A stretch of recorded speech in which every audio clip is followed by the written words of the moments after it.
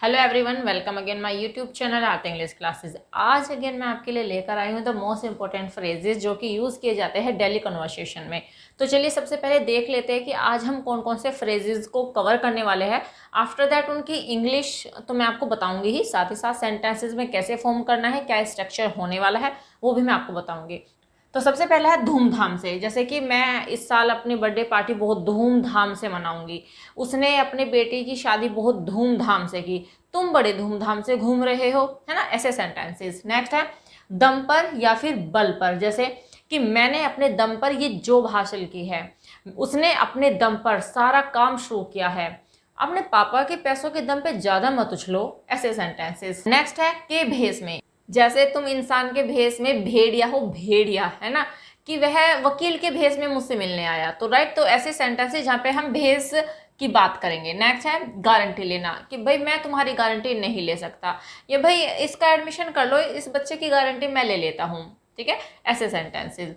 Next है शर्माना। मुझे बात करने में शर्म आती है, मुझे वहां जाने में शर्म आती है, मुझे इस तरीके से बिहेव करने में शर्म आती है। तो ऐसे सेंटेंसेस। तो होप अभी तक आपने ये तो आइडिया लगा लिया है कि कितने ज़्यादा हम इनको अपनी डेली लाइफ में यूज़ करते हैं। तो चलिए देर किस बात की, इनके हम इंग्लिश जान लेते हैं और इनका स्ट्रक्चर भी देख लेते हैं। Let's begin. फर्स्ट देख लेते हैं। फर्स्ट है धूमधाम से। तो देखिए धूमधाम से को हम इंग्लिश में कहते हैं with fan fair, right.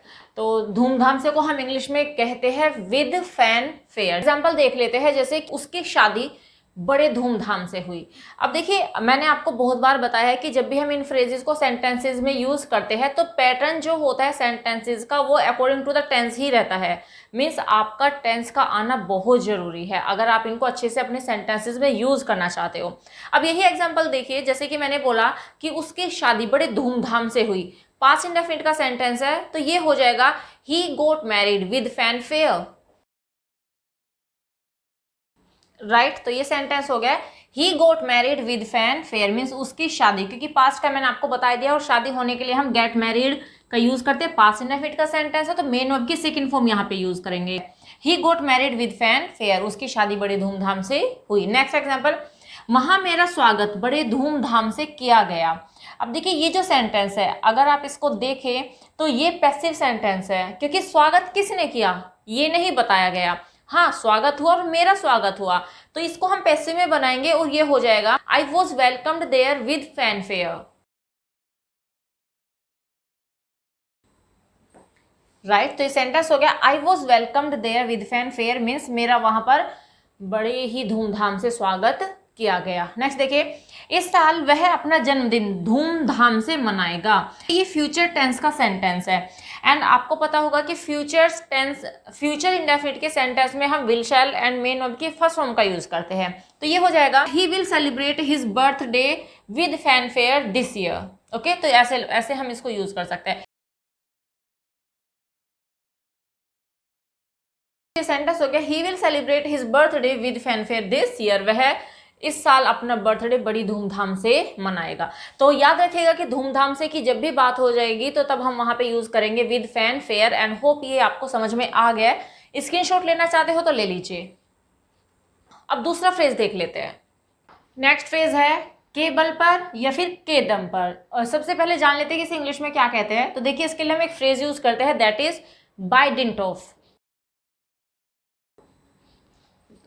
Right. तो इसके लिए हम एक फ्रेज यूज करते हैं that is by dint of. Example देख लेते हैं। जैसे तो पहला एग्जांपल ले लेते हैं, यह है मैंने अपने दम पर यह जॉब हासिल की है। तो किसके दम पर? अपने दम पर। देखिए ऑफ के बाद जिसके भी दम पर बात बताई जाएगी तो ऑफ के बाद उसे ही यूज करेंगे हम यहाँ पे। अब यहाँ पे अपने दम पर है तो हम इसको बनाएंगे I got this job by dint of my own, right. तो ये सेंटेंस हो गया I got this job by dint of my own, मैंने अपने दम पर यह जॉब हासिल की है। नेक्स्ट है अपने दम पर कामयाब होना सीखो। अब देखिए यहाँ पे सीखो, मैंने आपको पहले भी बताया था कि इंपेरेटिव सेंटेंसेस ओ पे एंड होते हैं। तो ये इंपेरेटिव सेंटेंस है और इंपेरेटिव सेंटेंसेस में वर्ब को हम स्टार्टिंग में ही यूज करते हैं। तो ये हो जाएगा learn to be successful by dint of your own.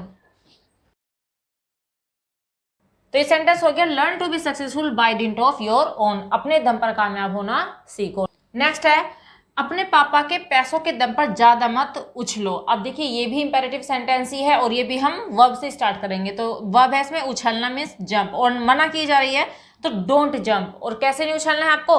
Bye dint of your father's money. ठीक है, don't jump by dint of your father's money.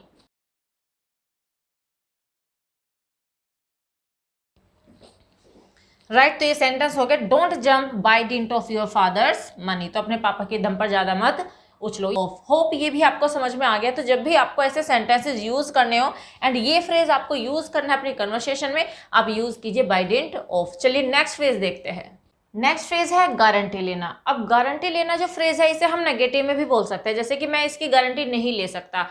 किसी भी चीज को हम कह सकते हैं और हम कहे कि मैं इसकी गारंटी नहीं ले सकता। राइट, तो ये पॉजिटिव वे में भी यूज होता है एंड ये नेगेटिव वे में भी हम यूज कर सकते हैं। कैसे कैसे यूज करेंगे वो मैं भी आपको बताती हूँ। सबसे पहले जान लेते हैं कि हम गारंटी लेना अगर यूज करते हैं सेंटेंस में तो उसके लिए हम क्या फ्रेज यूज करते हैं।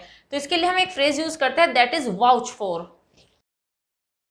तो इसे इंग्लिश में कहते हैं हम वाउच फॉर। अब देखिए गारंटी लेना, आप ये मत सोचिएगा कि लेने के लिए कोई अलग वर्ब लगेगी, गारंटी के लिए कुछ और लगेगा। नहीं, ऐसा नहीं है। ये खुद में एक वर्ब है गारंटी लेना। तो गारंटी लेना उसके लिए हम यूज करेंगे वाउच, और किसकी गारंटी नहीं लेनी वो हम उसके जस्ट बाद में यूज करेंगे। राइट, अब देखिए जैसे कि अगर यही एग्जाम्पल मैं बोलूँ कि इस नौकर की गारंटी मैं लेता हूँ, ठीक है, इस नौकर की गारंटी मैं लेता हूं, तो ये प्रेजेंट इंडेफिनिट का सेंटेंस है, टेंस के अकॉर्डिंग ही बनाएंगे जैसे कि मैं आपको कहती ही आ रही हूं। तो ये हो जाएगा I vouch for this servant. Right, तो ये सेंटेंस हो गया I vouch for this servant, इस नौकर की गारंटी मैं लेता हूं। नेक्स्ट देखिए, मैं इस फोन की गारंटी नहीं ले सकता। अब ये नेगेटिव सेंटेंस और आप देख सकते हो कि ये मॉडल का है। एक ऐसा मॉडल जिसमें हम किसका यूज करते हैं? कैन का। जब भी सकता सकती सकते आ जाते हैं, ठीक है, और आपकी कैपेबिलिटी दिखाई जाती है, एबिलिटी दिखाई जाती है, तो तब हम वहां पे यूज करते हैं कैन का।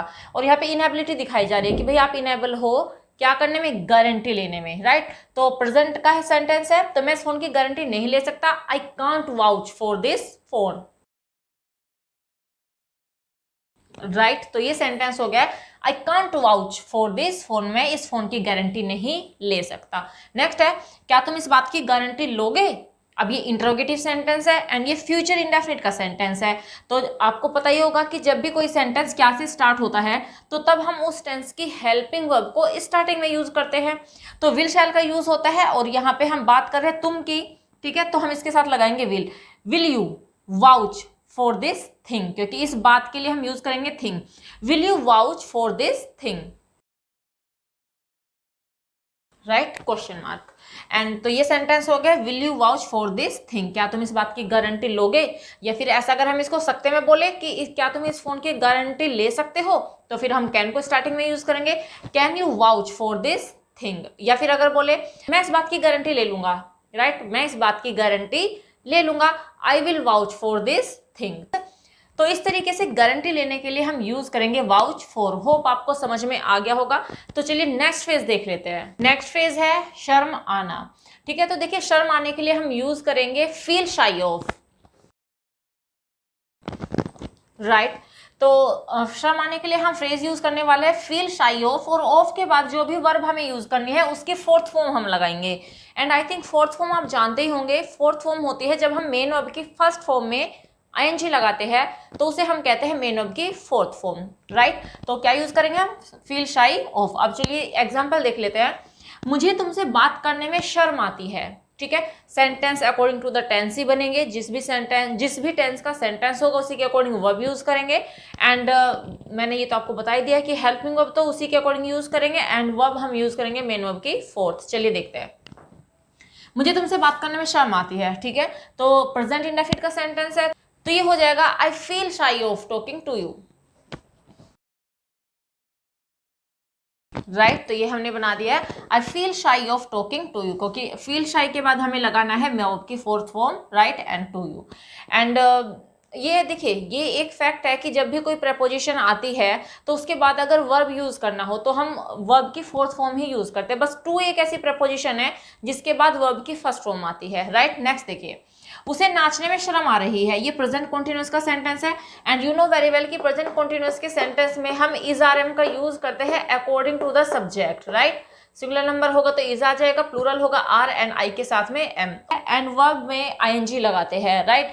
एंड यहाँ पे जो फील है उसे हम according to the tense use करेंगे, राइट। चलिए देखते हैं, उसे नाचने में शर्म आ रही है। अब देखिए यहाँ पे ये जो है उसे जेंडर क्लियर नहीं है, ये कोई लड़का भी हो सकता है, ये कोई लड़की भी हो सकती है, तो जेंडर क्लियर नहीं है, तो हम यहाँ पे कुछ भी यूज कर सकते हैं। मैं यहाँ पे शी यूज कर रही हूँ। She is feeling shy of, ठीक है, she is feeling shy of dancing, right. तो ये सेंटेंस हो गया, she is feeling shy of dancing. Why, देखिए अगेन देख लीजिए, प्रेजेंट कॉन्टिन्यूअस में पहले सब्जेक्ट आता है, फिर हेल्पिंग वर्ब आती है, मेन वर्ब की फोर्थ फॉर्म आती है। तो ये हमने फील में आईएनजी लगाई बिकॉज फील हमें अकॉर्डिंग टू द टेंस से यूज करना है, राइट। तो फीलिंग हो गया एंड शाई हो गया, ऑफ के बाद हमने मेन वर्ब की फोर्थ फॉर्म लगाया, तो she is feeling shy of dancing. Next देखिए, मुझे गीत गाने में शर्म आ गई। अब देखिए ये जो सेंटेंस है ये है पास्ट इंडेफिनिट का, एंड पास्ट इंडेफिनिट में हम यूज करते हैं V2, मीन्स वर्ब की सेकेंड फॉर्म का हम यूज करते हैं पास्ट इंडेफिनिट में। और किसका यूज करने वाले हैं हम V2 का? हम यहाँ पे फील की सेकेंड फॉर्म यूज करने वाले हैं। जैसे ये हो जाएगा आई फेल्ट, फील की सेकेंड फॉर्म होती है फेल्ट, आई फेल्ट शाई of singing a song, right. तो ये सेंटेंस हो गया आई फेल्ट शाई ऑफ सिंगिंग अ सॉन्ग। तो फेल्ट आई थिंक आपको समझ में आ गया कि फेल्ट हमने क्यों यूज किया है यहाँ पे, बिकॉज पास्ट इंडेफिनिट का सेंटेंस है, वर्ब की सेकंड फॉर्म यूज करनी है, और हम फील को ही अकॉर्डिंग टू टेंस की वर्ब की तरह यूज करने वाले हैं। तो ये हो गया आई फेल्ट शाई ऑफ सिंगिंग अ सॉन्ग। तो जब भी आपको ऐसे सेंटेंसेस बोले जिसमें शर्म आने की बात हो रही हो, तो हम ये वाला फॉर्मेट यूज करने वाले हैं, तो आप इसे अपने माइंड में रखिएगा। आई थिंक आपको समझ में आ गया होगा। तो चलिए नेक्स्ट फ्रेज देख लेते हैं। नेक्स्ट फ्रेज है के भेस में। तो देखिए जब भी हम के भेस में को इंग्लिश में यूज करते हैं तो इसके लिए फ्रेज यूज किया जाता है इन द गाइज ऑफ, राइट। तो हम इसके लिए यूज करेंगे इन द गाइज ऑफ। अब ऑफ किसके भेस में? जिसके भी भेस की बात होगी उसे हम ऑफ के बाद में यूज करने वाले हैं। तो एग्जांपल देख लीजिए, इजीली आपको समझ में आ जाएगा। एंड सेंटेंस वही होने वाले हैं जो जिस भी टेंस का हो उसी के अकॉर्डिंग हम इन्हें इंग्लिश में बनाएंगे। तो ये है तुम इंसान के भेस में भेड़िया हो। तो किसकी बात हो? इंसान के भेस की बात हो रही है। तो इंसान के भेस की जब बात हो रही है तो इतने वाले पार्ट को, इतने वाले फ्रेज को हम लेकर जाने वाले हैं ऑफ के बाद में। तो ये हो जाएगा क्या हो तुम, पहले देखें क्या हो तुम भेड़िया हो। किसके रूप में? इंसान के रूप में। तो ये हो जाएगा you are a wolf in the guise of human, right. तो ये सेंटेंस हो गया you are a wolf in the guise of human, तुम भेड़िया हो इंसान के रूप में। तो जिसके गाइज की बात होगी उसे हम बाद में लगाएंगे। नेक्स्ट देखिए, वह दोस्त के रूप में दुश्मन है, ठीक है। तो वह दोस्त के रूप में दुश्मन है, तो किसके रूप की बात हो रही है? दोस्त के रूप की बात हो रही है। तो किसके भेस में? हम रूप में भी यूज कर सकते हैं या फिर भेस में भी यूज कर सकते हैं। हम ज्यादातर लोकल लैंग्वेज में रूप में यूज करते हैं कि तुम तो दोस्त के रूप में दुश्मन हो, ऐसे भी यूज कर सकते हैं इसको, राइट। तो क्या हो तुम? दोस्त के रूप में दुश्मन हो। तो क्या हो तुम? दुश्मन हो। किसके रूप में? किसके भेस में? दोस्त के भेस में। तो हम इसको करेंगे you are an enemy in the guise of a friend.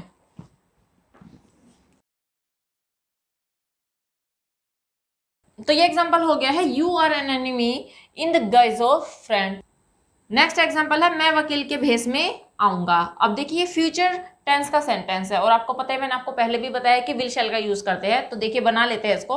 तो किसके भेस की बात हो रही है? वकील के भेस की बात हो रही है, तो मीन्स हम इसे बाद में यूज करने वाले हैं। तो क्या करेंगे? मैं आऊंगा, राइट। तो आई विल कम या आई शैल कम, कुछ भी आप लगा सकते हैं इन मॉडर्न इंग्लिश। तो I will come in the guise of a lawyer, right. तो ये सेंटेंस हो गया I will come in the guise of a lawyer, मैं एक लॉयर के भेस में आऊंगा।